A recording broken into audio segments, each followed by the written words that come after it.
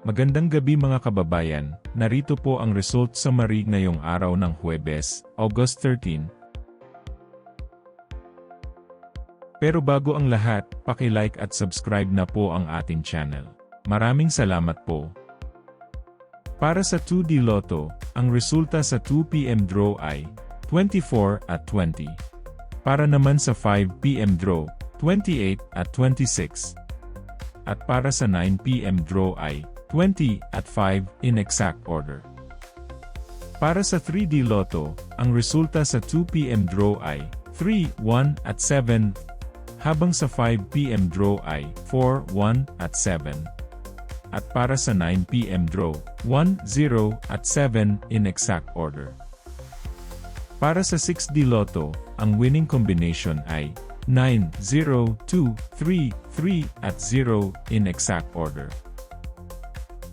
I-pause ang ating video at paki-check mabuti ang inyong mga tickets.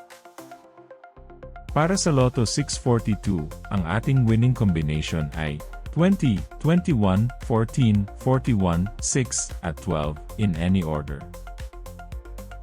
Maaari nyo pong i-pause ang ating video para makita at ma-check ng mas mabuti ang resulta at inyong mga ticket. Check nyo na din po ang consolation prize sa ibaba. Para sa Super Lotto 649, ang ating winning combination ay 3, 39, 38, 23, 26 at 14 in any order.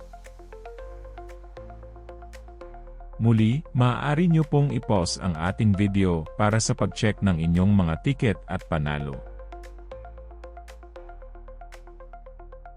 Narito po ang draw schedule at jackpot estimate para bukas. Narito po ang paraan ng pag-claim ng inyong premyo.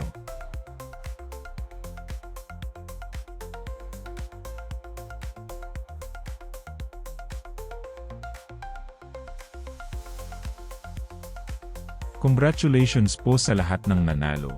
Kita-kita po ulit tayo bukas. Maraming salamat po sa panunood.